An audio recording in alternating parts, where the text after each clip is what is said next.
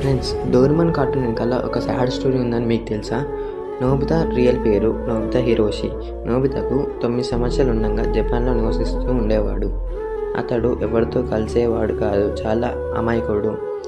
అతని అమాయకతని తన ఫ్రెండ్స్ చేతగానితనంగా తీసుకొని అతన్ని కొట్టడం స్టార్ట్ చేశారు. నోబితా ఆ బాధతో వాళ్ళ అమ్మా నాన్నతో ఫ్రెండ్స్తో మాట్లాడేవాడే కాదు. నోబితా ఇప్పుడు లోన్లీగా ఎలానో ఫీల్ అవ్వడం వల్ల అతనికి స్కిజోఫ్రెనియా అని ఒక జబ్బు వచ్చింది. దానివల్ల డోరేమాన్ అని ఒక రోబోట్ ఉందని ఇమాజిన్ చేసుకున్నాడు. దాని తర్వాత అతడు దాంతో ఆడుకుంటూ తిరిగేవాడు.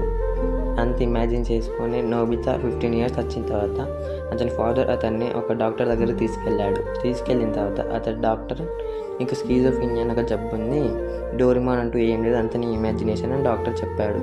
దాంతో అతడు సాడ్గా ఫీల్ అయ్యి, లోన్లీగా ఫీల్ అయ్యి అతని ఫాదర్ దగ్గర ఉన్న పిస్తల్ని తీసుకొని షూట్ చేసుకున్నాడు. ఈ డోరేమాన్ కార్టూన్ బేస్ చేసుకొని ఫూజియో ఒక జపాన్ డైరెక్టర్ ఈ కార్టూన్ని క్రియేట్ చేశాడు.